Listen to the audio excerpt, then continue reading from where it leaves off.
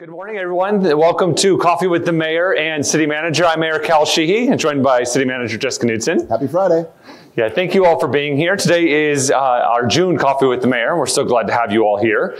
Like always, we'll go through some of the hot topics that are going on in Lake Havasu City, and then we'll answer any questions about anything that we covered or anything that might be on your mind otherwise. So Lake Havasu City has been actively working really diligently on our budget. The process takes a really long time to put together, and Justin and his team started back in September of last year. So it's been a really long process for him. The City Council had the first look at it during our annual planning session the very first week of February. So we were able to look at the preliminary numbers, kind of what's happening in our current budget year, what we need to have going forward, what the priorities of the citizens are based on the council feedback. And then we've had several public hearings since then. So there's a couple of good things that are coming out. The rest of the budget process is a statutory requirement. So our next council meeting, which is on Tuesday, June 13th, we'll have a tentative budget adoption. That tentative budget adoption means we basically set all of the base levels. So from that point on, we can't do any additional increases to any of the budget numbers, but we can do decreases. The subsequent meeting right after that, the last meeting of June, we will then do our final budget adoption.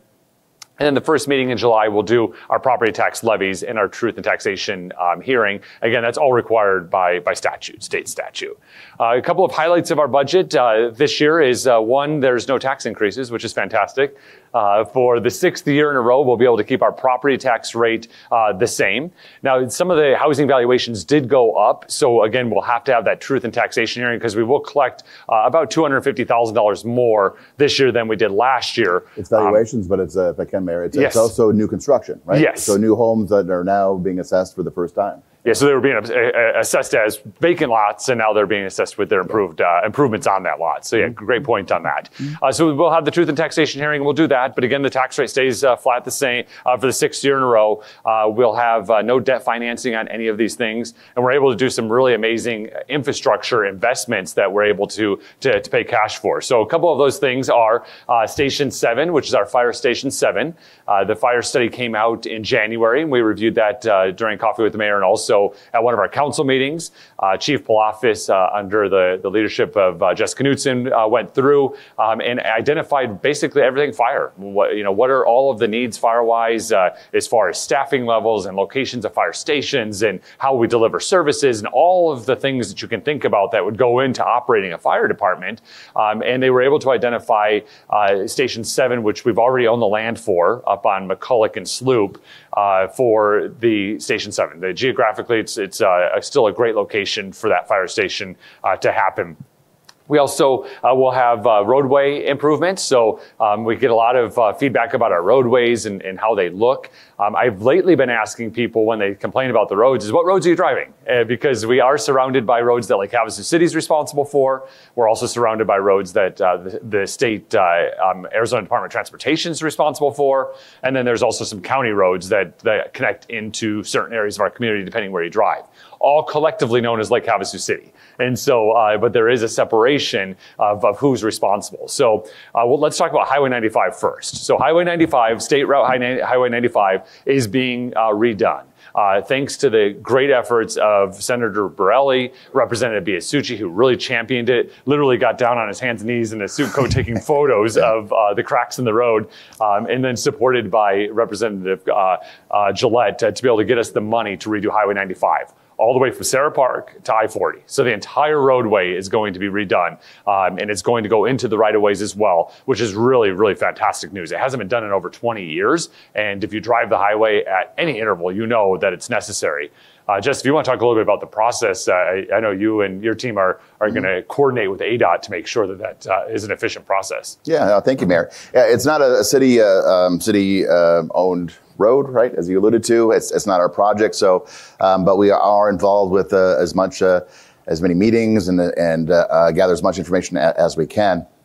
So they've selected a contractor, Fan Construction. And I think it's a little over $18 million was part of that process between ADOT and that contractor. There was a pre-construction meeting that took place a few days ago. And I think you're going to, as early as like next week, you might see some signage and some prep work and a few things out there in the community.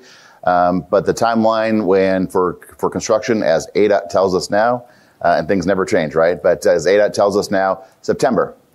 September we'll start construction on Highway 95, and hoping to conclude by the end of January. So between September and January, all the city's phones will be turned off. but just really appreciate your patience, right, during that time. And I think they're going to try to do the best they can to do as much night work and keep lanes open. But it's going to cause concerns for all of us and discomfort for all of us. We're trying to turn into that business that we always go to and maybe have to do a loop around or whatever else too. But September through January is the tentative timeline for construction.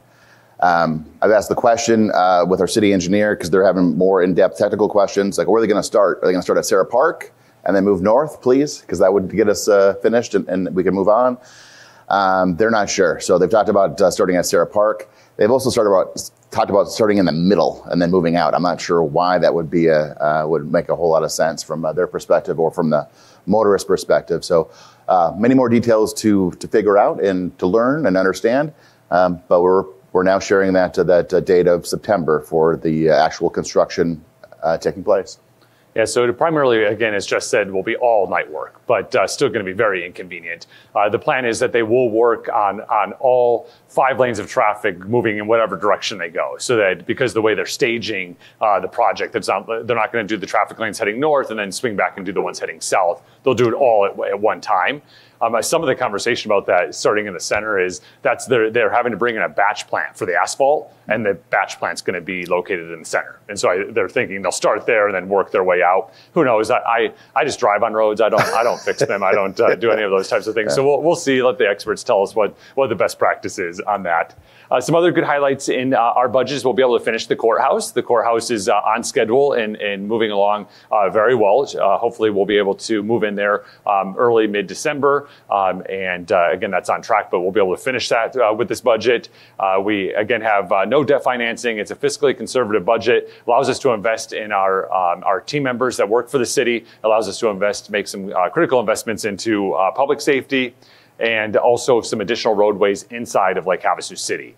So we're calling it pretty much our downtown corridor. These are the roads that folks drive on a lot. They have the highest traffic counts in our community, and we'll be able to address some of those. Some of the roads are like Riviera that goes across basically Mesquite, Swanson, over to South Palo Verde. There'll also be McCulloch from Smoke Tree down to Lake Havasu Avenue, Industrial. So there's a few areas that we get a lot of traffic on, and that's in addition to our regular road maintenance program. And as we've told you before, our goal is to do about 10% of our roadways with something every year as our maintenance program. Something being either fog seal, mill and fill, similar to what we did on McCulloch, chip seal. Those types of things are what we try to hit each year. Good news is we've been ahead of schedule. The last several years, we've been doing like 12 to 13% of our roadways with the maintenance. So the $7 million is all new mill and fill jobs, similar to what we did on Upper McCulloch just last year, and then our continued maintenance program. Mm-hmm. So, and then we also, for you, those of you that use the island walking path, it is in really bad disrepair. That is going to get redone as well, which is fantastic. So many people use that island walking path. We'll be able to redo the entire path around the island for all of the people that use that and recreate with it. Some of the challenges of why that's in disrepair is that it's on Arizona State Trust land, and we need to work out right-of-way issues, and we've been able to work in partnership with the land department on some of these really important things out on the island because there's such a large stakeholder out there for us. So that's the budget in a nutshell. I kind of gave you the timeline of what you can expect for the next few items based on statute that the council will be hearing in public hearings in our future meetings, and kind of the big highlights. Is there anything else just on the budget that you'd want to highlight? Investment and a continued investment into our facilities to make sure that we're extending the life of our facilities. Dollars we spend now can save many more dollars down the road. Continued investment, like you indicated, for roads, but into our infrastructure, making sure just the basic core foundation of Havasu in terms of roads, water, sewer, and the resources that it takes to maintain those are vibrant and reliable. And then taking there's some key new additions to the staff, to the city team that we're looking at as well too. And a lot of those are in roads and those other areas, maintenance and otherwise. One kind of unique position that I think that people might be interested in is a additional code enforcement person, but dedicated solely or mostly for enforcement of short-term rentals. So and that's a key one. So we've talked about many coffees, Mayor, over the last several years about short-term rentals and what the legislature has passed on to the cities, including Lake Havasu City, which includes restrictions and then things that you can do when it comes to short-term rentals. Well, it kind of created this process, which as a city we would never create this process, and it's really cumbersome, and it takes 10 steps to go this direction to go one step in this direction, if you will. But what's important is that there is some enforcement that needs to take place. So as a short-term rental owner, you fill an application with the city now. It's a local registration process. And you attest, you promise that I will have fire extinguishers. I will have smoke detectors. I will provide a notice on the inside of the door that says that the tenants will be respectful to the folks in the neighborhood, or you could lose your deposit or otherwise. But they're attesting, they're checking that box. So we're looking at having a position within the city that's going to be funded by the application fee from the short-term rentals to make sure that those extinguishers are in place, the smoke alarms are in place, that the trash bins are properly placed when they're done, and to address some of the other issues that we see within the community.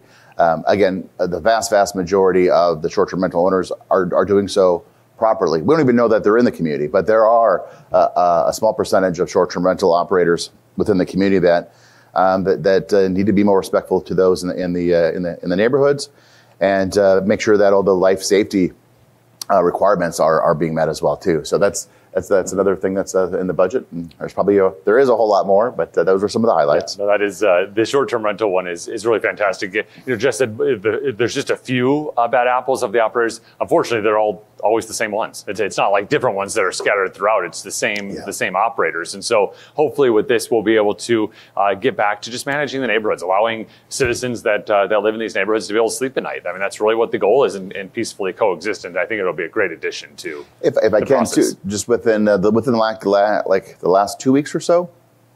Brand new on the city's website, and I think there's a link to the homepage. Otherwise, just do a search for the vacation rentals within the website. There's a GIS map. You can pull it up and you can look at it, a bunch of red locations throughout the community. And if you click on one of those locations, it's going to give you the name of the owner of the short-term, the name of the property manager for that short-term rental and their phone number. So you'll know where all the short-term rentals that are operating in Lake Havasu City that are registered with the city. So if you see one in the neighborhood that's not on that map, contact us. We'll reach out and ensure that they are registered. But we're really hoping that this process can work well within the neighborhoods. So if you are experiencing an issue with a short-term rental, that you can get a hold of that phone number for the property manager, and they can manage that process. They can do a whole lot more from that perspective. They're the owner and the property manager than we can from our perspective. So that just about 2 weeks ago we released that, and if you're interested, it's on the website. And we have technology that scrubs all of the main sites of short-term rental listings and then cross-reference to make sure that they're registered with the city. And again, we're just trying to have information available and be able to have citizens be able to reach out. As Jess said, reach out to the 24-hour contact. That's what it's set up to do, is to have those conversations with neighbors and bring back the neighborhood feeling. But I would just caution, please be respectful when you do it. So yes. These are your neighbors. You're calling their own property, and sugar is always better than spice when it comes to that. So, I get several phone calls, frustration, and I completely understand it, but I'm elected to do that.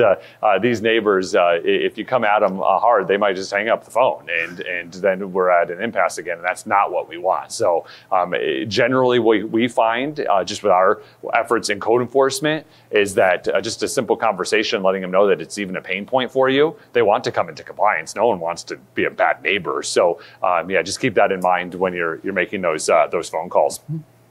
The airport, last time we talked, is in the process of going through its renovation with its new runway. We've done several projects out there. Again, this is in partnership with the FAA and also ADOT, and we're able to redo the entire runway. The airport moved out to its current location from the island over 30 years ago, and the runway has not been done since that time. So it's a really great enhancement. The project is on schedule and on time. I believe just earlier this week you told me by hopefully early next week that the majority of the work will be done, and then they'll have to go back in and do lining and striping and those types of things. But really good things are happening at the airport, and you'll start hearing air traffic coming back into our community. There has been limited air traffic over the last month or so that they've been closed, but it'll be returning to normal operations. And again, that project has moved out very, very smoothly. We worked with the stakeholders out there, so airport users, whether they be pilots or the FBOs or anyone that uses the airport to find out what the best timing would be. And obviously, there's no ideal time to do any roadway project or close down an airport for a period of 45 days. But this was kind of the area that everyone could work with, and it's been going well. So I don't know if you have any feedback on that. Well, excuse my text message there too. I did reach out just to kind of verify. We're at the tail end of the project and looking for the airport to reopen here in the next couple days. So maybe I'll get a text and I can share some breaking news with you. Yeah, we're also at the airport. The city released an RFP for hangar development. And on the very south end of the airport, we have some additional land. And we've been hearing from airport users of all types that we don't have enough hangar space out at the airport. And so we had an RFP about, maybe 6 to 9 months ago. The original, yeah. Yeah, the original one. Mm-hmm. And put it out saying, hey, this is a blank canvas. We're hearing from people that we need more hangar space. Let us know what it is you can do. We didn't get a single responder to that RFP at all. And so airport users were talking with the airport manager, and they were interfacing with the city manager, and we started hearing chatter that people are like, well, I'm willing to invest, or maybe we can put a partnership together of users and we'll invest. And so there was just chatter that something's happened. So we literally just dusted off the RFP and reissued the exact same one. And those were due, was it a week ago? The due date was May 12th, Friday, May 12th, I think it was the due date. And now the selection committee is reviewing them and then setting up some presentations. And then good news is we got 2 great proposals. Mm-hmm. And the private sector is willing and motivated to invest into our airport, which is fantastic. So that's good news. Hoping to bring something before council here. Probably end of July, August, or early August timeframe would be my best guess right now. Nice. For council to consider what the development of the airport looks like. It originally started because people wanted more hangars, so they wanted small hangars for those pilots, and they wanted bigger hangars for some of the private jets and so forth. Tough problems to have, but if you store a private jet in California, you're paying upwards of like $400,000 a year, I'm told, just in taxes to keep that in that state. So people are looking at Havasu and so forth. I think the motivation primarily is for the smaller hangars. A lot of those pilots are residents and have been users of that airport for many, many years. But maybe we'll see other types of aviation-related businesses take place out there and so forth. But very excited to see private investment into our airport. The city guides that process. City remains the owner of the airport and the owner of the ground. They're leasing that space. So I think some good things could take place. And it's all complicated by FAA regulations. So yes. all of those, yes. That word salad that just said also has to be blessed by the FAA. But it does also meet our general plan for the airport. Just in 2020, we had our general plan update that identifies all of the land use planning for and around the airport. And these considerations are taken into that. So more to come on that, but really exciting. The council heard from airport users at our last meeting in April about what their needs are. These were the users that have been using the airport for many, many years, and what they need and what they expect from the airport and how those investments can occur. We were able to hear about the current hangars that we have now.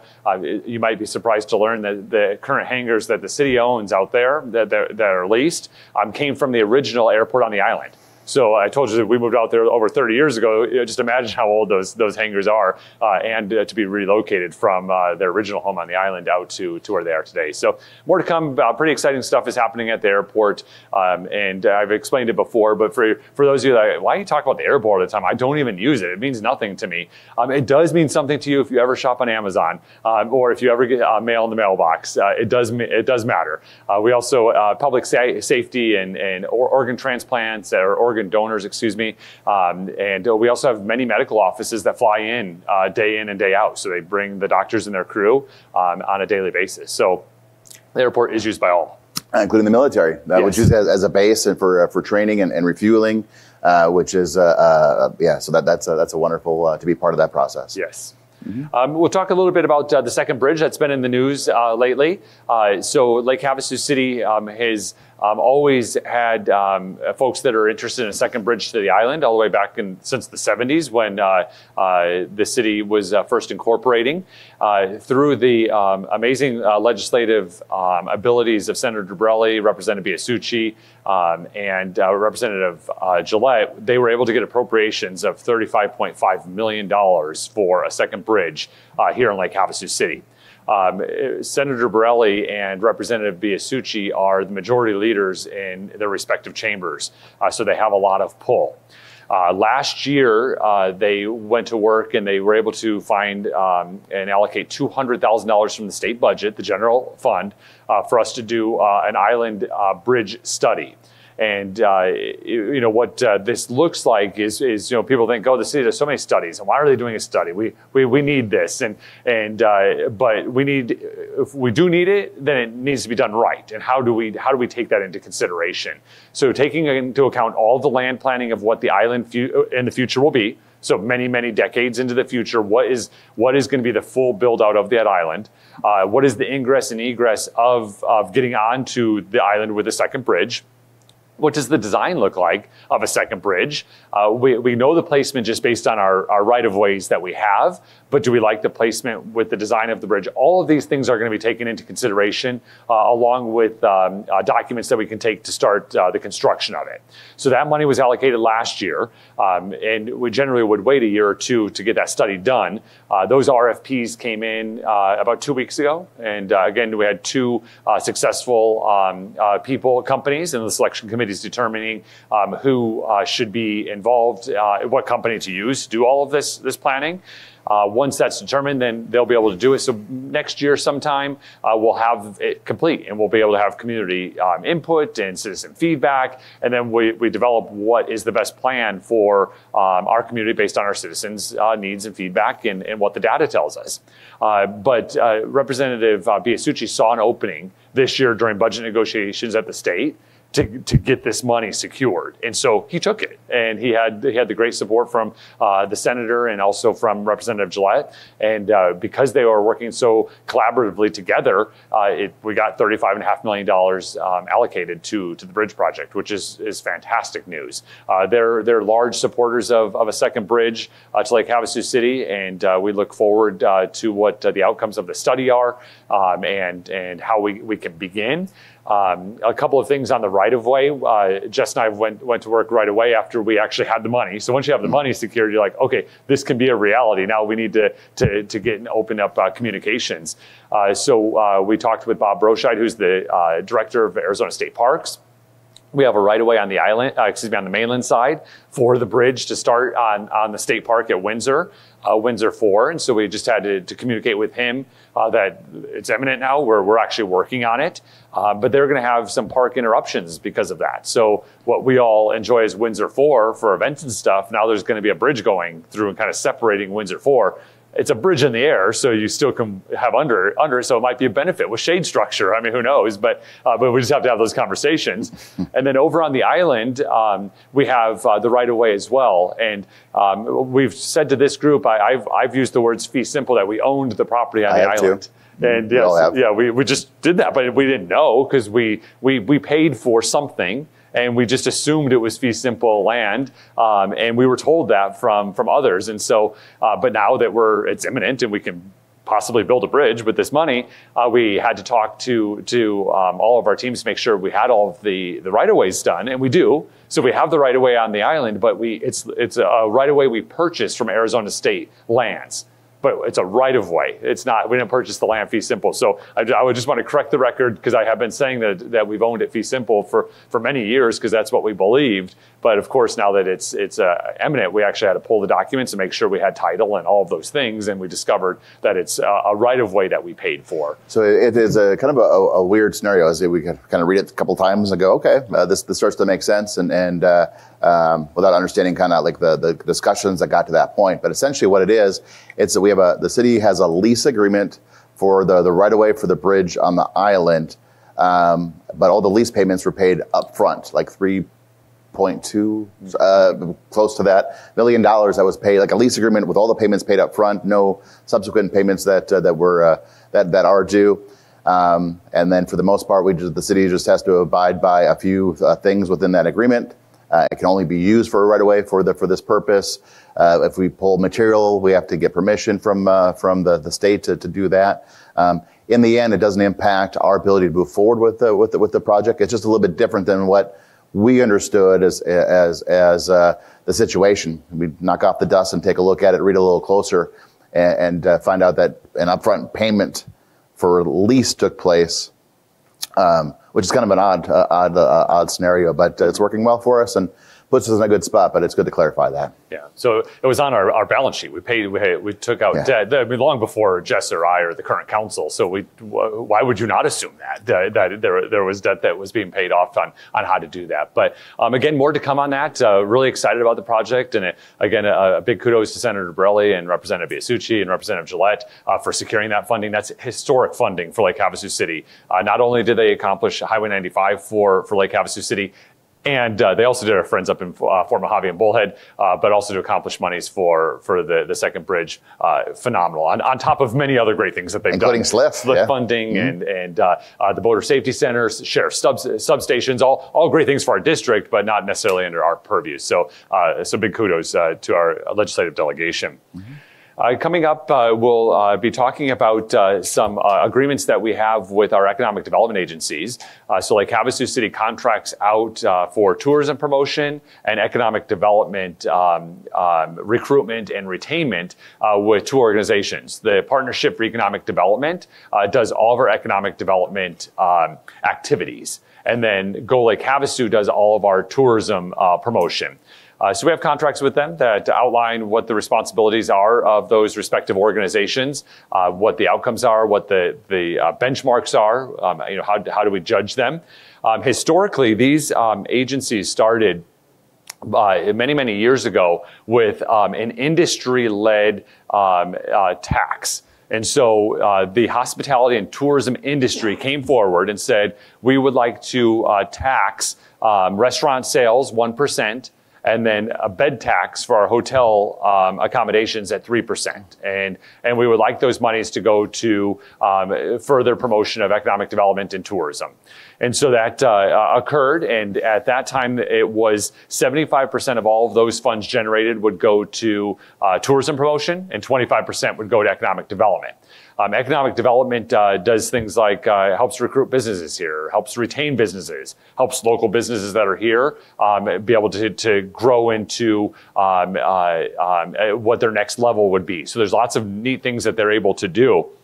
And then in 2019, we renegotiated those contracts, and no longer do they get the dedicated set of tourism funds. Now they just get a fee for service on whatever the contract is.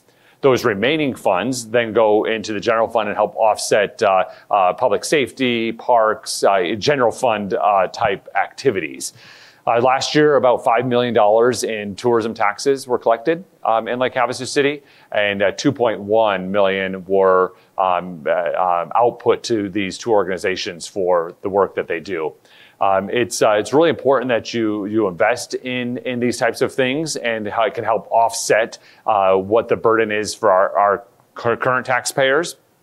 So obviously with our tourism perspective and economic development perspective, people relocate to Lake Havasu City for all of the fun things that we have that happen in Lake Havasu City. So whether it's the outdoor recreation or the amazing iconic events that we have throughout the year, people come and visit Lake Havasu City and decide that they want to be a part of that, and they move here. And all of that occurs because of the efforts of tourism promotion or economic development. And for the tourists to come in and help offset the burden for the rest of us that live here, not only do we get the quality of life activities that we get to go and enjoy these great events or whatever they might be, but we also don't have to pay as much taxes because they're offset with additional monies that are coming in.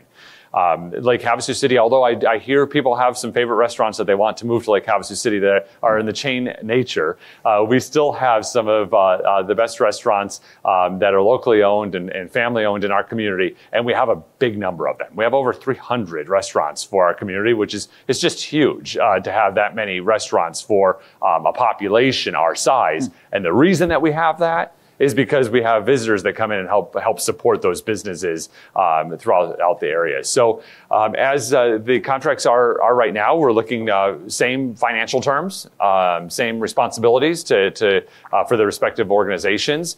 I know you're involved with the negotiations. I don't know if you have anything to add on those contracts that'll be coming up. No. So if you plan on attending the council meeting on June 13th, pack a couple lunches, not just one. It's going to be a long one. We talked about the budget, tentative budget adoption, as well as the CIP. We have a road project on London Bridge Road. We have for consideration for council, the renewal of the two agreements with our partner agencies for Gold Lake Havasu and Partnership for Economic Development. Then to add to that conversation a little bit, these are contracts in place for professional services. The city says, we will pay your entity X amount of dollars, and in return, we want these types of services or these tasks completed or addressed. So, and that's the approach with both of these agreements. And so we'll take a real close look at what that looks like. And there's many more items on that agenda as well too. But June 13th, if you plan on attending both of those items, as well as the budget adoption, road projects. There's a rezone. There's a rezoning and a general plan minor amendment that's proposed for that area that council looked at about a year ago. That's just right north of Lowe's and that Victoria Farms area out there. So that'll be coming before council on that evening as well. I probably could. I can't. There's a list of like 30 items on the agenda. It's a big one. And those are some of the bigger ones. But we rely on our partners for tourism and economic development as an outside agency, and we pay those agencies to do the work that the city needs accomplished. We don't have staff on the payroll from the city's perspective to perform economic development functions or tourism related or promotion related functions. So we need those things to take place, and this is the process for renewing those agreements. Mm-hmm. Yeah, and sometimes people ask us, wouldn't it make more sense to have those agencies inside, like hire staff and do that within our purview of the city? Some cities do that. It's not the best practice model, and really, especially mostly on the economic development side, is that if people are going to want to invest in a community or learn demographic information about a community, anything that you do with me is public record. So you can ask for anything that I've done, and I have to share it with you.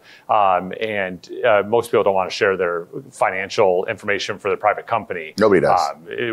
With the public, because it obviously would give their competitors an unfair advantage or an advantage or a disadvantage, whatever the situation might be. And so it is best practice to have these third-party agreements going forward. We had some really exciting news on the waterfront since last time we met. We have... Is it a gator? Oh, jeez. You didn't go there, did you? Yeah. No, it's a beaver. Oh, it's Sorry, I couldn't help myself. If you've been on social media this week, there's lots of excitement about the channel. There was a report of an alligator, and Fish and Game is working on monitoring along with animal control at the city, and it's unidentified. We don't know. We do know there are beavers in the area, and beavers look like that. We've had some trouble with beavers in the channel. And it's more to come on that, but it's safe to be out in that water. They've been monitoring it all week, and we have not seen anything since. I think the newspaper did a synopsis this morning on the front page to give an update of Gator Gate. But city's PD is the guy that patrols on that park. Maintenance is taking a look at it. Game and Fish is down there. All of our residents are looking at it. I pull up my Facebook account and follow some community pages. Everyone's got a post about it, but there's no signs or additional spottings or anything else that's out there. So, Dave, we're going to need you out there on your boat and see what you can do to find it, to get to the bottom of it. Sorry, Mayor, I know you had a serious conversation about water, but yeah. I know that there are people asking about it. In the end, we simply don't know. We had one of our officers see what, and he's emphatic that what I saw, but there's been no other sightings out there. Some of the video, you take a look at it. The picture that's been out there. There's also like a 5-second video clip that you see where you can see it moving. And Game and Fish has looked at that and said, yeah, that's how a beaver moves. So how can you make a determination based on a little 5-second clip that's very grainy and very blurry?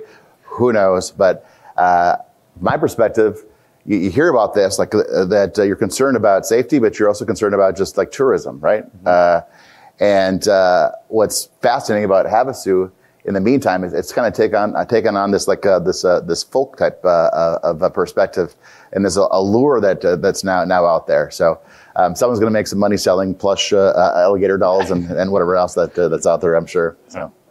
Yeah, so on the waterfront, what we've had since last time we met is there's been historic agreement by the state of California, Nevada, and Arizona, the lower Colorado River Basin states, on how we're going to deal with drought over the next 3 years. So we're in interim guidelines right now from 2007 to 2026. Starting in 2027, we'll have new interim guidelines that will be created.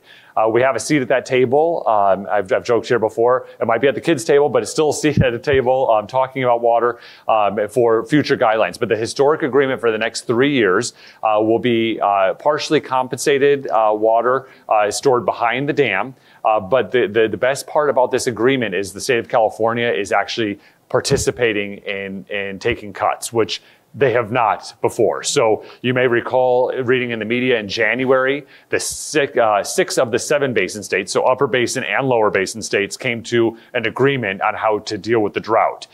California was withheld, and they did not participate in that agreement. That then led the federal government, the Bureau of Reclamation, under the Department of the Interior, to put out 3 options of how they were going to cut water. And we're in the process of an environmental study, comment period, based on their 3 solutions, which none of the 3 solutions were good for Lake Havasu City at all. Then the historic agreement was reached by the 3 governors to be able to address it for the next 3 years. So very, very good news on our front and for the front of water in Arizona. There was an announcement yesterday from the governor, had a press release and dealing with, I believe it actually is on the front page of today's paper as well, about the Phoenix AMA, the active management area for water. That's groundwater. Lake Havasu City doesn't have access to groundwater. We only have Colorado River water. And we are not in an active management area, but they are talking about some things from groundwater management down in that area. So we don't want to confuse the groundwater stuff with the Colorado River stuff, because Colorado River stuff is our stuff. That's the stuff that matters to us and what's important to Lake Havasu City. But a really great announcement, again, mostly because California has agreed to cuts, which they have never agreed to ever throughout that process. So hopefully that'll set up the conversation for the new guidelines that will be equitable across all of the lower basin.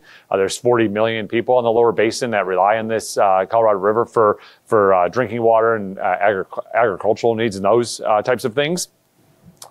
We also met with the governor and her water policy folks as part of a collaboration with the Western Arizona communities. So we had representatives from City of Yuma, the County of Yuma, La Paz County, Mojave County, Lake Havasu City, Bullhead City, and Parker. And it was a group of county supervisors, mayors, attorneys, and county and city staff that were able to participate in this meeting with the governor and brief her on Colorado River water needs. So there's lots of conversation about water, and I never met the governor until then, and we invited her to come out and check out the basin so she can see kind of how the water flows and what it does.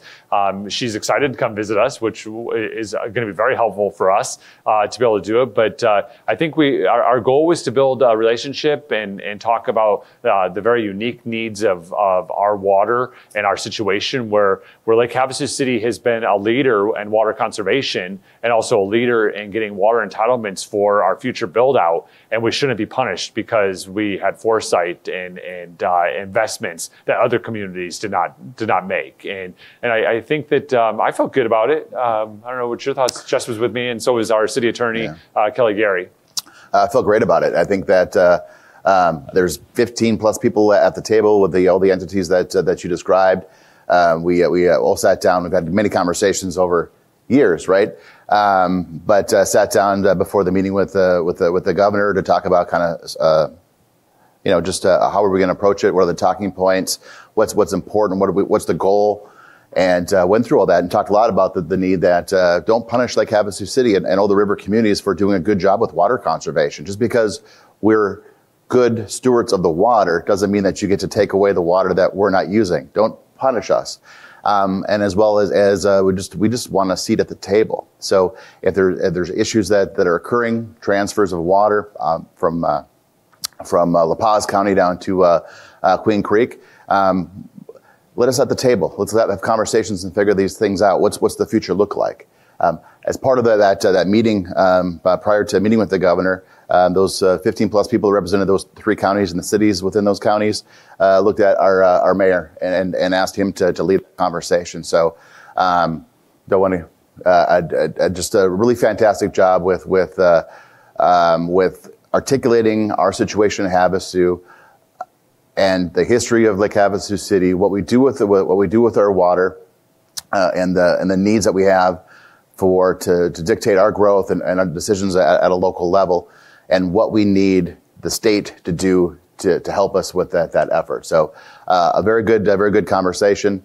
Board of Supervisors chairperson or chairman Travis Lingenfelter was there too. He's very articulate as well too.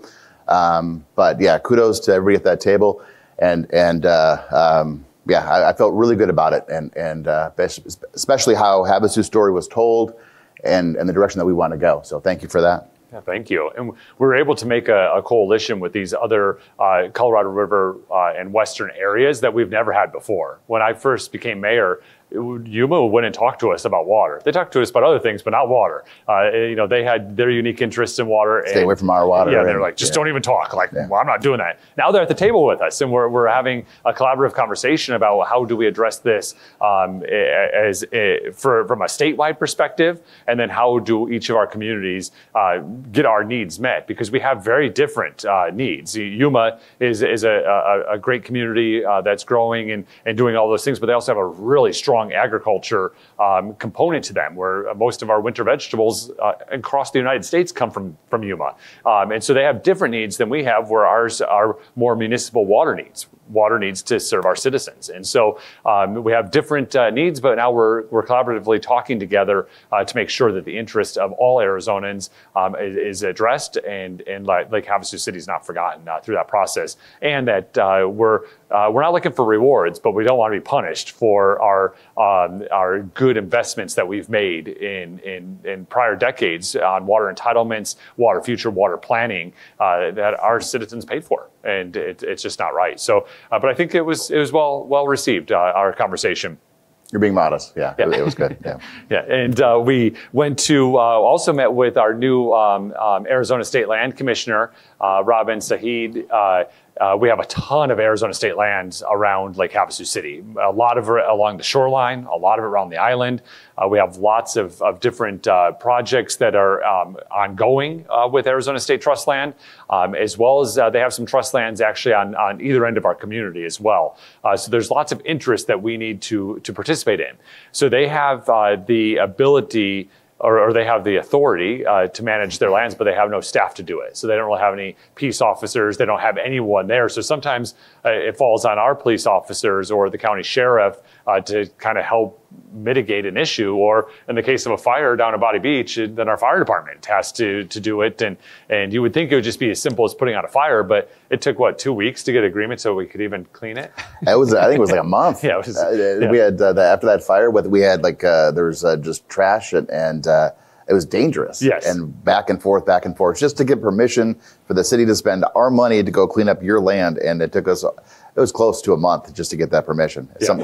Sometimes bureaucracy can really derail things. Yes, big time. But Robin is a great. She's from Arizona, and in my brief introduction with her and meeting, she was very familiar with Lake Havasu City's projects and what it is that we're doing. She obviously was briefed by her team. We extended an invitation for her as well to come out and explore the different areas, and she's accepted that. She believes she'll be able to get out here this fall. But it's really important that we build relationships with the agency directors and the staff that are actually making decisions on behalf of interest within our community, so they make sure our interests as a community as a whole are included in that decision making. So we find ourselves in a unique spot, which is fantastic because we're surrounded by federal, public, and state lands. But we don't control those things, but we as citizens collectively think that they're ours. So, we off-road on them, we go to the beach on them, we use them, which is fantastic, but they're owned by and managed by different people with different sets of rules. So did you know if you wanted to use Body Beach, you have to get a state permit from State Land Department? Yeah, so not everyone knows that you have to do that, and not everyone does it.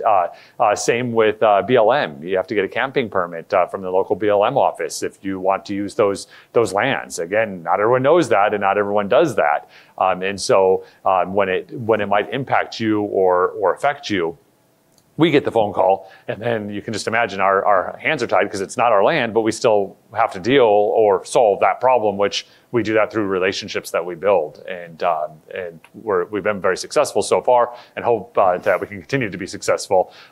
It's like you're playing a board game right now, and then all of the rules changed because all of the people now changed. So instead of being the top hat, you're now the car, and you got to build a new relationship with those folks. And so far, it's going well for us. We also met with Allo this week. Allo Communications, Allo Fiber, is the new company that's moving into town, going to be offering fiber to the home and business, internet services, as well as telephone and television services in our community. They are working really, really diligently. They've hired a lot of local staff, which is fantastic. You see their work crews all over town putting in and drawing that fiber. They announced that 2 ponds? Ponds, I forget what they call it, but it's a pond is basically a section of the city that contains between 800 and 1,000 homes. Mm-hmm. And there's 58 of these throughout. So there's some are larger or smaller than others, but they call them ponds, P-O-Ns. Yeah, so 2 of them are live now with internet only. They're running into a couple of issues with Arizona State Lands and some of the others for right-of-way to get redundancy and connectivity up to up Highway 95. I mean, they're really smart people. I don't know what it is, but they're connecting into things. So there's a full loop. So if one of the system goes down, we still have internet in Lake Havasu. Right now, we don't have any of our providers do not have that. So we have outages at times within our community because there's no redundancy built in the system, and they're doing that.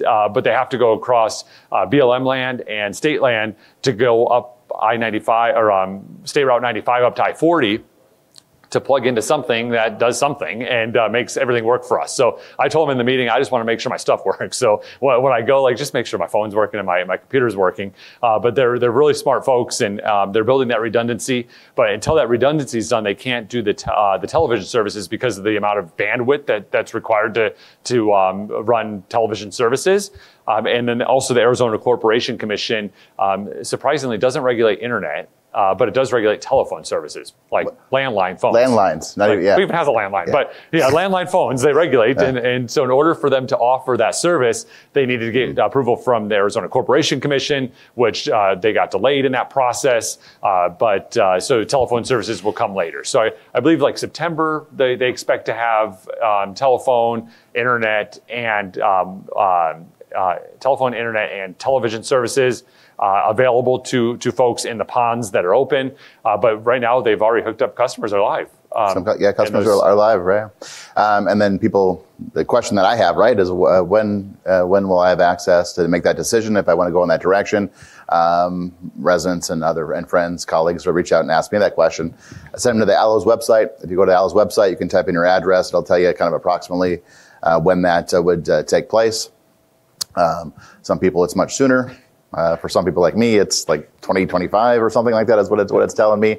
But in the end, $50 million investment into the infrastructure within Lake Havasu City, a redundant system. In years past, if you cut a cable outside of Havasu, you shut down the internet in Lake Havasu City. So a redundant system to prevent those things from happening. And then holding the other providers in the community accountable. If you want to keep up with what's happening there, then it's time to invest and improve your services as well too. So a very good meeting in terms of the investments that they're making. They also shared with us that they're going to maybe introduce more communities within Arizona. So that's a sizable investment within Arizona. An announcement forthcoming. I'll let them make that announcement. But all in all, pretty good. Doc is one of the employees at ALLO. He shared kind of a funny story with us as one of the brand new customers that are now online with the internet. And Doc described that this customer had a crash ALLO party. So he invited 23 of their friends over into their man cave garage, and they all brought their phones. And they all started streaming a separate movie on their phone, trying to crash the system.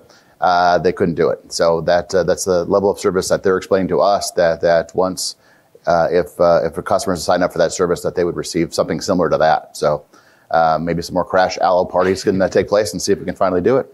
Yeah, no, it's exciting. Our goal always has been from the city is to make sure that we have options for our citizens to have affordable, reliable, and accessible services when it comes to internet, telephone, and television services. And this just adds another choice for citizens to be able to choose from. So we're really excited to be able to bring them. As Jess mentioned, it's a $50 million investment. I will say that Lake Havasu City was ALLO's first introduction into the state of Arizona. And all $50 million invested in Lake Havasu City is private money. It's their money. We didn't. There's no government incentives. None of that. Other communities they went to, there is broadband money available that they were able to get, but they describe it as again just a relationship that we built with them. We built a relationship with ALLO, and our processes are efficient and easy. And they just described it again when we met with them this week about that. So. And again, as Jess mentioned, if you're interested in learning when your neighborhood might come on, go on the website. It's super easy. Jess and I did it in a matter of 10 seconds, and we learned that he's the last one to go. And I think I'm right on the edge, but I might be by this year. So, but that's the benefit of living on a busy road. The only benefit of living on a busy road to be able to have internet services right away. So we're real excited about that. If I can add to that conversation too, trying not to be turning this into a commercial, right? But the news that residents would be interested in is the conversations that we described, but also some possibilities. So we're also saying, so what else can we do for our residents that can assist us, especially in support of our city operations? And they have conversations with us about possible Wi-Fi throughout the community. So that's a very important aspect of what's needed. You have a Desert Storm event or a Winterfest event that takes place. A lot of people in the downtown. Ever been down there and tried to pull out your phone and you have zero service? not only do you have zero service, but our officers and firefighters and other public safety personnel have zero service on their phone because everybody's one location and it just drops the entire network. Doesn't matter what provider you have. Not to mention if you're a vendor down there and you're trying to take a quick credit card payment, and you don't have access to that as well too. So some concerns in terms of a lot of people in one area and service for public safety, for business and otherwise. They're talking about the possibility, and we'll keep talking to them about it, is maybe a Wi-Fi network that's down there. That's part of their business model, right? That then could provide internet service for those areas.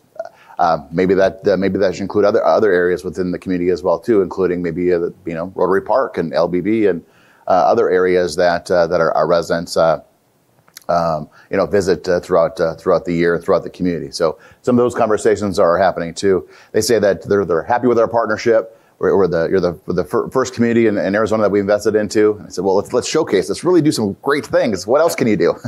What else can we brag about? So those conversations are ongoing, and then also making sure that they've committed to us. The CEO committed to me, and I keep reminding them every time that I meet them, is that the need for a local government channel. So right now, if you're on Optimum cable, you get Channel 4, right? Turn on Channel 4, and there's the coffees, there's the council meetings, there's the P&Z, and all the Parks and Rec, and all the other board meetings and public meetings that take place. Years ago, cable providers were required to provide that access to that channel. They had to per the agreement. No longer. They're no longer required. But I think it's important for our residents to have the information that takes place. For us as a city to be transparent, we need access to a government channel on your system. So they don't have to do it, but they've committed, and we're going to hold them to it the best that we can. Yeah, and again, just to wrap it up, the goal was to have choices for citizens. And we've been hearing from citizens that have other providers already that rates are going down, which when you have options, you're in the driver's seat again. And that's really always been our goal. So pick and do what works best for you and your family. And we're glad that we can offer those different options or help facilitate those options to be available to you. Before we get to your questions, we'll just talk a little bit about another highlight of the budget is we also have some planning elements put into the budget. So we have an EMS coordinator that's planned in the budget, but it will only happen if we are awarded our CON from Arizona Department of Health Services. So the CON is a certificate of necessity that another outcome of the fire study that Chief Palafis and his team went through was to identify and build redundancy in our emergency medical services. So right now, you might not know, but if you call 911 and you need transport to the hospital, we only have one provider, and they have a really huge region. It's like 9,000 miles or. Yeah, it was. It was. It's like all the way to the West Valley, like square miles, something along those lines. Yeah, yeah. It's like the West Valley all the way up Mojave County, which Mojave County land-wise is one of the biggest. I mean, it's just huge, and they have to provide ambulance services for all of those. So if you have a car accident down on 72 down in Parker, they might have to move and mobilize some of our stuff that way, or say we have something on I-40, they might have to mobilize that way. And at times, we've had people waiting for 20 minutes for a transport. And, every second counts when it comes to an emergency that occurs. What's the small community that's out towards Flagstaff? Seligman? Seligman. That's in their boundary right now. Yeah. So the same boundary that in Lake Havasu City includes that area. We're talking an enormous amount of coverage that has to take place. Yeah, so through Chief Palafis, he and his team have put an application in conjunction with AMR, who has the current CON, Certificate of Necessity, that we can work in concert, that we will be able to transport patient-centered, focused patients to the hospital. So our involvement by patient-centered means that the nearest rig, when someone needs it, is the one that's dispatched, whether that's the city or AMR. We don't care. The nearest and quickest one gets to that patient and gets them transported to the hospital. Now, the difference is like Havasu City, if we are able to do this, we'll only transport to the hospital. So we'll take emergent patients to the emergency room, and that's it. Now, AMR still would take patients that might have a hip replacement or a knee replacement and need to go to a long-term care facility for rehab.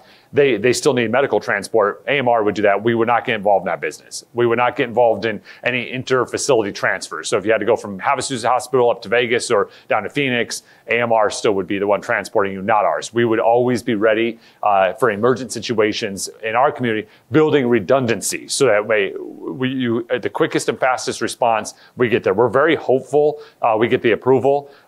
Chief Palafis seems very optimistic about it. And he's very, very persistent. He's in constant contact with the Department of Health Services. And kudos to him for his leadership, his persistence, and pursuing this. As you indicated, right now, if you or somebody in your household has God forbid, a heart attack or a stroke or something along those lines, right now the system is set up where 911 is called, dispatch contacts PD Fire and the private ambulance company, AMR, and everybody rushes to the scene, right? So 99 times out of, well, I shouldn't say, the vast majority of the time, our fire department is getting to that scene before anybody else, before the ambulance company. And they're able to, we have paramedics that are on scene that are within the fire department. So they're providing life-saving medical activities at the site right then and there. They can take care of that patient and do life-saving measures. What we can't do is transport. So then we're waiting, in some cases, we're waiting for that ambulance then to show up so that we can put the patient into the ambulance along with our paramedic and then transport to the hospital.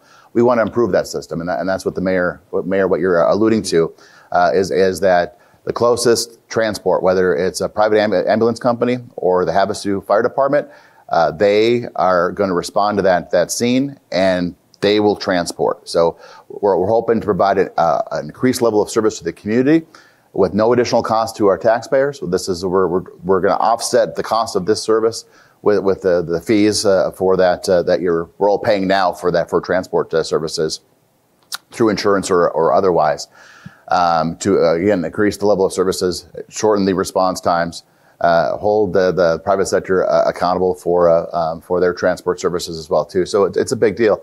We put an application in. We're hearing good things.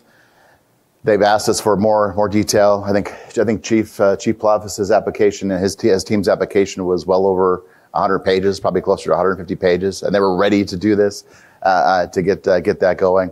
We're hoping to hear in the next couple of months what that looks like. We'll need an agreement with the ambulance company, and we're bringing that before council as well too, so we all know what the rules are in terms of the response times. But very excited about it, and again, thank you, Chief Palafis, for your leadership.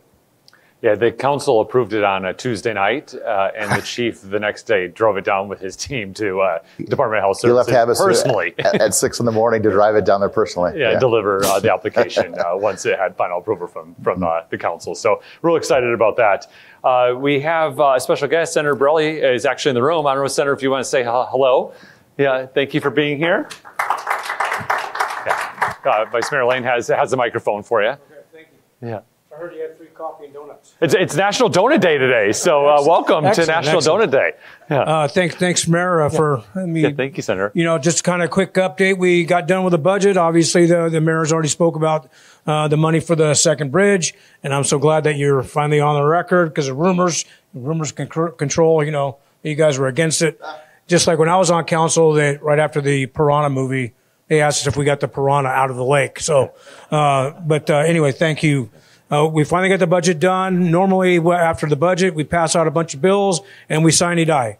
Well, we didn't do a sine die and end session because we still have a couple of big projects moving on. It's all Phoenix related. And also we have the governor's appointees for their nominations for the director positions. And you brought up it's important to have relationships with directors. We have a committee that's actually screening and vetting all the appointees, the nominees actually, and then we have to confirm their appointments. So these are the things that we're still doing. It's ongoing. As a matter of fact, we're having another hearing next week for Department of Corrections, and I forget one of the other agencies. It's very important that we screen these people to make sure that they're going to have not a crazy political ideology, but they have the state's best interests as a whole, rather than just political appointees. So these are the things that we're doing. So we are in recess right now.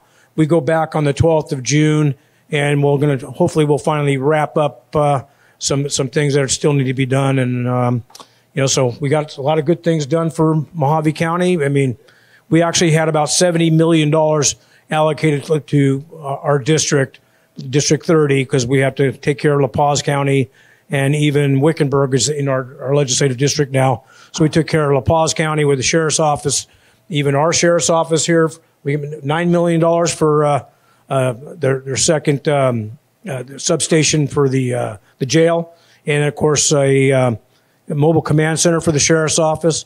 Plus, obviously more money for Highway 95 and so on and so forth. And but anyway, that's pretty much it. So stay tuned, and thanks for support. Thank you. Yeah. And again, Senator Borrelli is amazing. We appreciate the partnership and his leadership in all that we do like Havasu. He's here, coffee, and he helps participate and communicates with us. He mentioned there's rumors that happen out there. Senator Borrelli lives in Lake Havasu City. This is his home. Representative Biasucci lives in Lake Havasu. This is his home.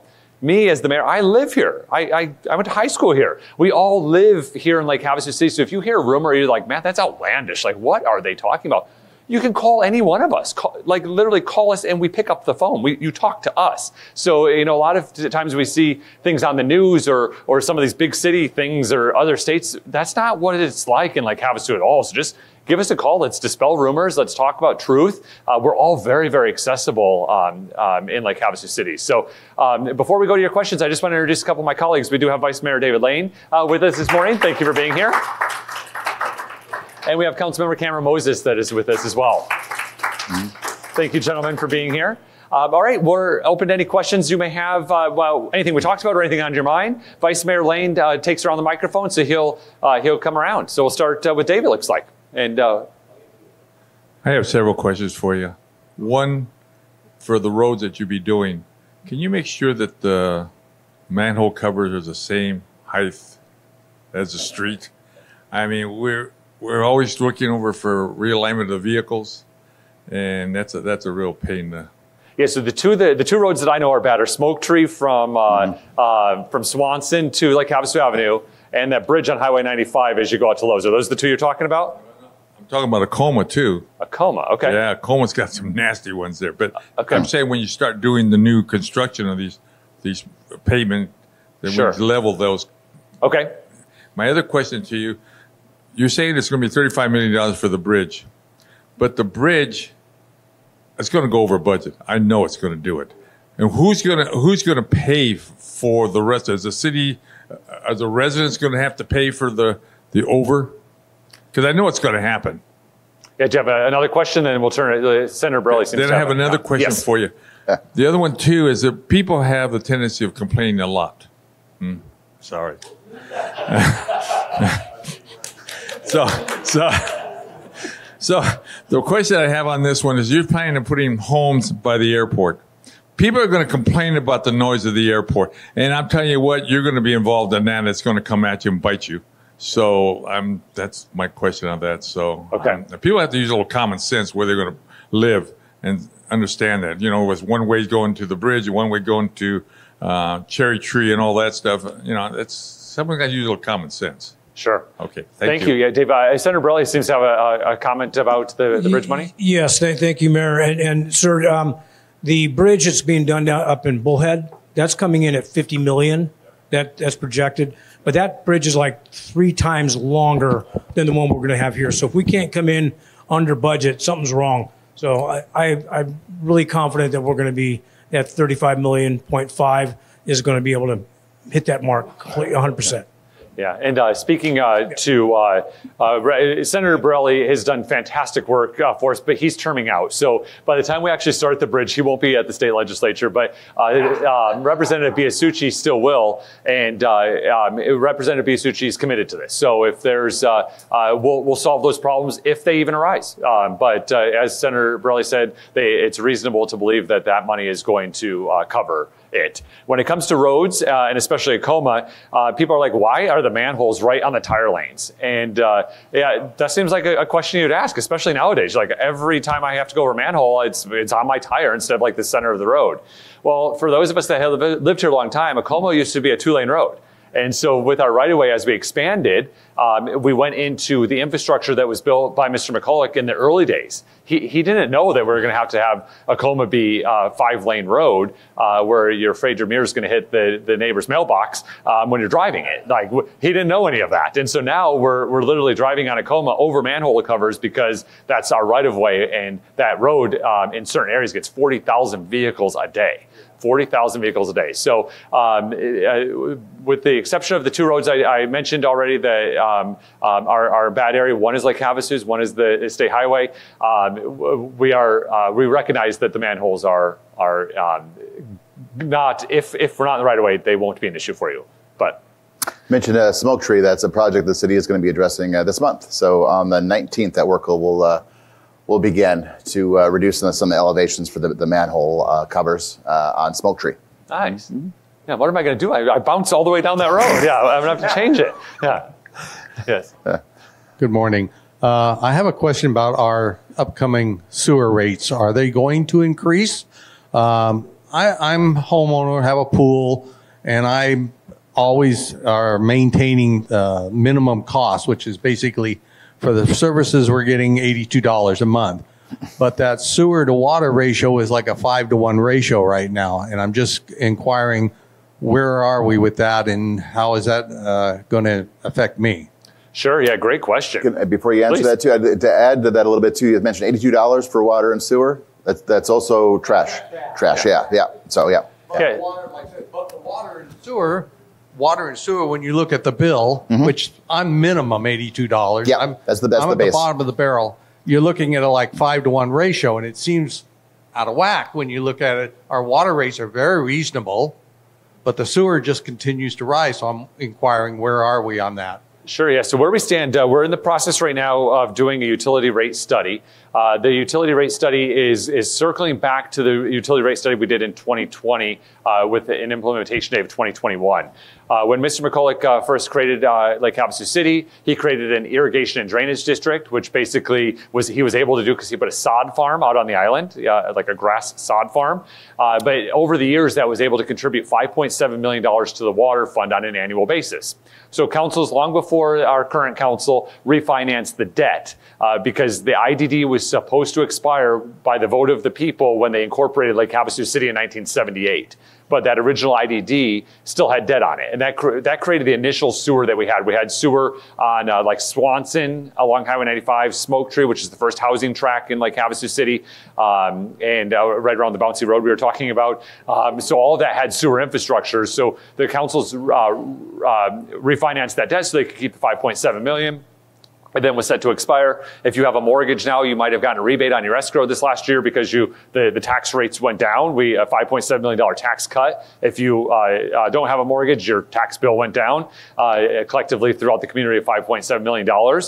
And so when we implemented the rate study from 2020 and 2021, we implemented it and we learned very quickly that it had some implications for our multifamily home owners or residents in multifamily facilities. So the council met and we re-identified how can we solve that and give a year based of service. So we wanted a full year of service because we have seasonality in Lake Havasu City. We have winter homeowners and winter visitors. We have summer homeowners and summer visitors. And then we have all of us that live here on a regular basis. And we also went away from the winter quarterly averaging, which is going to change people's behavior based on how your rates are set up. And so we want to get a whole year of seasonality, which we did. That occurred October of 2022.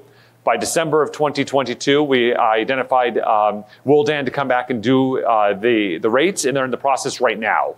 We've had two outreach meetings actually in this room. We had about 34 HOAs were represented in that first meeting. The second meeting, there's like 3 people, but we'll still have more conversation about that. When you talk about the difference of our sewer to the ratio of our water rates, we in Lake Havasu City, by vote of the people in 2001, did the largest municipal bonding to install a sewer system in a incorporated city, to the tune of, it ended up being $360 million was what was final, but the voters approved well over $400 million. But through good stewardship, it was able to come in under budget. And so a lot of that's debt. How much is that? Debt? More than half of your sewer bill is going towards the debt payment. Yeah. Slightly over half. Yeah, so the direction council has given so far on utility rates is that we need to take into account water conservation. So what does that look like? And we also want to have ease to the ratepayers. So those are conflicting statements I just said. Because when it comes to water conservation and take that into account, you do that through rates. So the more you use, the more you pay. But being equitable to the ratepayers is obviously trying to keep the rates as low as possible. We know behaviors change. During the winter quarterly averaging process, which you would take the 4 winter months, you would take the lowest of the 3 of the 4 and do the average. And that would set your base rate for sewer for the rest of the whole year. We knew when that was doing, because citizens told us that they didn't take showers at home. They showered at the gym. And they would not shower in their own home because they wanted to save the money. They wouldn't invite their family over for Christmas because they didn't want them showering in their house. They really changed their behaviors. And then we noticed as soon as that went away, our water usage has gone up. So our daily water usage has gone up, and it's not based on the population change. It's based on changing behaviors of how we're doing water. So we're going to continue to have those conversations. Are your water and sewer rates going up? Yes. That's going to be a thing. I mean, that's just it's going to be it's a nonprofit system that we have. We take into account. We looked at 10 years of infrastructure needs of the community, which is it's 5 years more than we do for the rest of our CIP. We then take that into account, operating and maintenance, and the debt that we have to pay. And we divide out, it sounds really simple. I don't do any of this. Wildan does it all. But and then they give us a rate structure. But with water and drought and some of the technology we're going to have to implement in the future to make sure we have water resources, there's no way that water rates are going to go down. But the council is focused on making sure it's fair and equitable for all of our ratepayers and have an eye on conservation. That's the current conversation that's occurring at the council. Yeah, I think we need to invest into our infrastructure. And I think the stage we're at right now is we've identified 10 years of projects to sustain our system. Right? These aren't like new fancy things. These are replacing old pipes and making sure that our wastewater treatment plants are operating and our water treatment plant is operating. They're old plants, and we need to make sure that we're investing in them because we want to pay a little bit of money now and not large sums of money to replace or a catastrophic event. So we need to maintain that. So we have 10 years worth of projects and the resources it takes to do that. If anybody wants to have a conversation about, okay, we don't need to spend $2 million on this project, on the wastewater treatment plant or whatever else too, then let's have those conversations. But once we've identified the projects and the cost of the system, and everybody sees that there's a need, and we don't just put things in there for the sake of putting things in there. These are needs to operate the system. Nobody wants to live in a community where the water and sewer doesn't flow, right?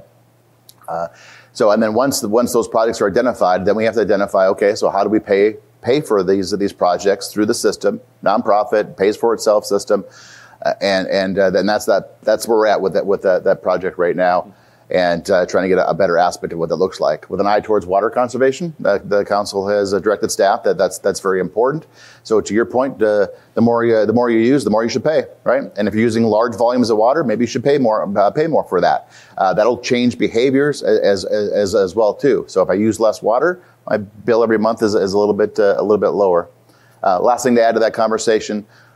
Kingman and Bullitt City are going through the exact same process that we are right now as well too. So their systems, and Bullitt is going to be a big increase. So dare I say that? But they're just starting that process. But they have a lot of infrastructure needs up in that area as well too. So. Yeah, so we say infrastructure, like, what does that mean? Is this like pipes and manhole covers, or what is that? So just to give you an example of one of the things that we've invested in as a community over the last couple of years is water redundancy. So we had one source for our fresh water to come out of one well. I say well because it is Colorado River water, but it has to be pumped out through the system into our network.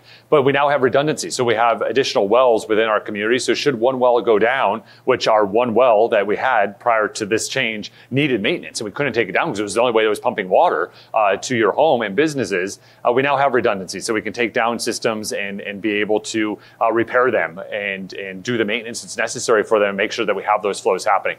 That's the type of infrastructure that we're talking about. We're seeing new flows, and again, we believe that's based on the rate structure that's currently in place, but the new flows, we have to clean all of that water. When you flush the toilet, that comes to us, or when you take a shower, that comes to us, or you do your dishes, and we got to clean it and do stuff with it. So it's a lot of stuff that we're actually doing based on our everyday uses. So we have the Rainy Well, which you're alluding to on the island. That was 80+% of all the water to Lake Havasu City came from one source, the Rainy Well site that's right adjacent to London Bridge Beach Park. We had issues with that well. The well that provides 80% of the water to Lake Havasu City, we're having issues with. So the leadership from Public Works, the leadership from the mayor and council, we identified projects and we advanced those projects very, very quickly to make sure that we have a redundant water source. So, and now the Rainy Well is largely offline. We turn it on every now and then, but it's going to take, we need to go back now and take it completely offline and do the maintenance on that system. But if you're relying on one source for the entire community's water, there's got to be a plan in place, and that plan was identified, and that plan is implemented, and we're in good shape right now. But those are the types of things that we're talking about. When I say that we want the water and the sewer to flow, that's literally what we're talking about, is we want the water and the sewer to flow. Thank you.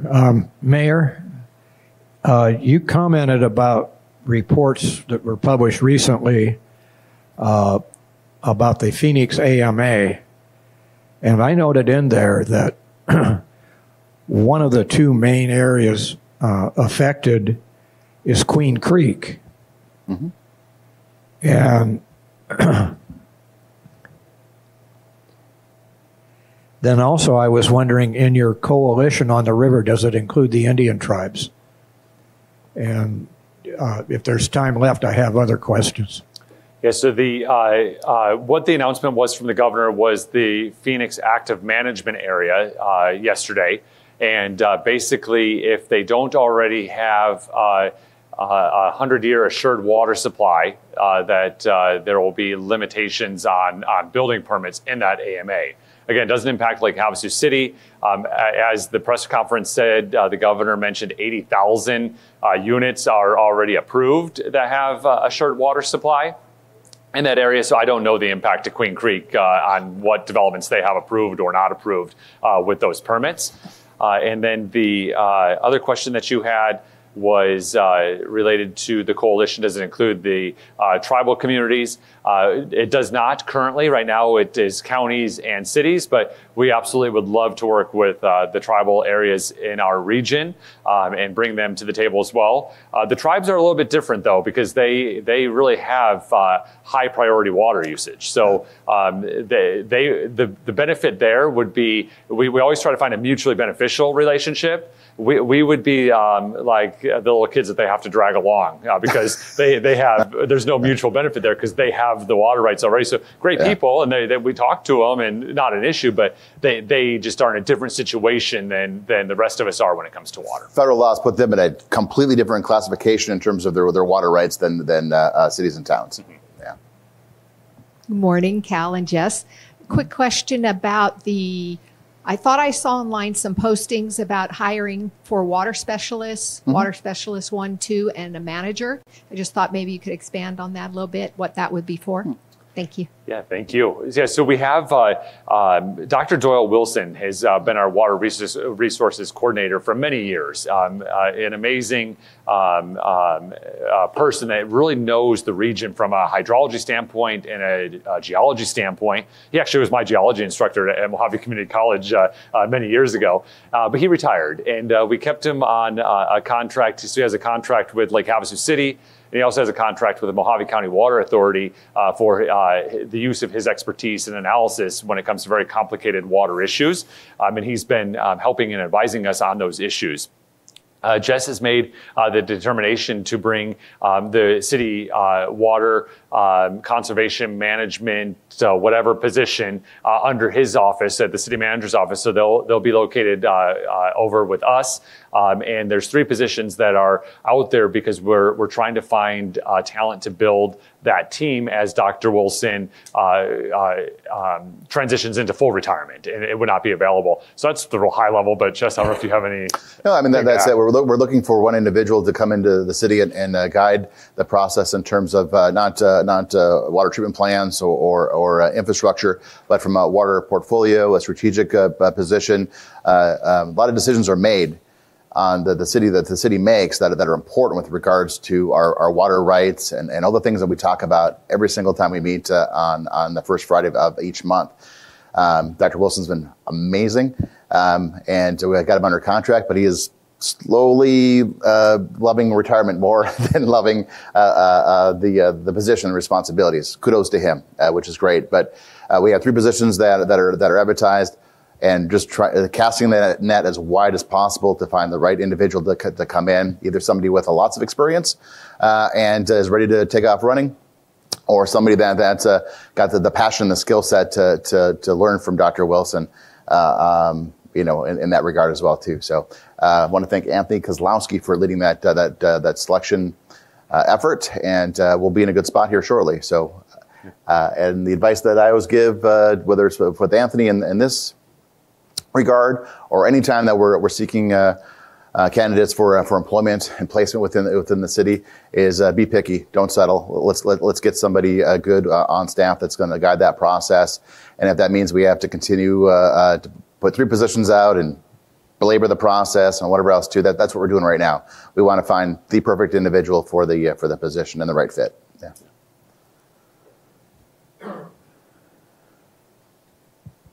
You've indicated that there's a committee that grades, if you would, requests for proposals on projects. Are these committees always dominated by staff as far as the number of people and how the vote goes? Yeah, so generally on selection committees, they're generally different people depending on what the subject is, but they're generally the subject matter expert on our city staff. But there are sometimes we bring in other folks, maybe public safety. You might bring in chiefs from surrounding communities. Currently for the airport, our airport advisory chairperson, Airport Advisory Board member chairperson is on the committee. So it just depends on what the project is and what it is that we're doing. We do a lot of things. RFPs are part of a very complex Arizona state law for the procurement process. So a lot of things of routine business go through that process that of course would be a staff decision. I mean, that's what they do. I mean, that's why they're hired to do it. Some of the more complex items, like the hangars, bringing in some of our expertise that we have from a volunteer board member that was appointed by the council makes sense. So it just depends on the situation. We have a standing time every Wednesday afternoon. We normally have proposals coming in. And they happen very, very routinely. Some weeks we don't have any. Some weeks on a Wednesday we'll have 3 or 4 that come in. Every time you see a road project that appears on a council agenda, there was an RFP created. There was bids that were received. There was a selection committee to determine the best person for that or entity for that job, and that is then taken to council for their consideration to say, yep, let's do it, or let's go in a different direction. But anytime you see something on the agenda for a large project, that's the process. Yeah. All right, well, our time is coming to an end. We do want to end with some fast facts. Yeah, Holly? What does RFP stand for? What does RFP stand for? Yes. Yeah. Request for proposals. There's 2 R words. There's RFP, request for proposals, and then there's a RFQ, which is a request for qualifications. And so RFQs are when you need professional services that you don't want necessarily maybe the lowest bidder. You want the best person to do it. Like, we wouldn't want the lowest bidder that someone just got out of school to design a bridge across the channel. We would want an expert that knows how to build a bridge across the channel. So it depends. But RFQ is qualifications, RFP is proposal. Yeah. All right, we're going to end with some fast facts. We are going to be dark for the next next few months through the summer, mostly because of a holiday and then some scheduling conflicts. But just stay tuned to the city website, our social media, and the newspaper for our next coffee. But let's end with some fun facts that we have. We've seen a decline in calls from Memorial Day weekend this past weekend from Lake Havasu City, which is fantastic. This weekend we had. We had 866 calls this Memorial Day weekend through PD. 80 folks were arrested. 60 were booked. We had 22 DUI arrests. 22 DUI in one weekend. One weekend.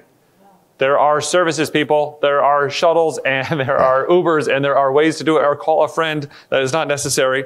We had 324 drivers were contacted for civil traffic stops, so speeding and other traffic issues. Parks and Rec, a couple of statistics there is every, let's see. So the month of March, we had 35,402 vehicles going to Rotary Park. Isn't that crazy? 35,000 vehicles in March. And then Sarah Park is the largest land area park in the city maintains. It's 1,100 acres out of Sarah Park that we maintain. So quite amazing. And then, of course, it's National Donut Day, so grab a donut on your way out if you haven't already. Great to see you all. We'll see you next time. Thank you. Thank you.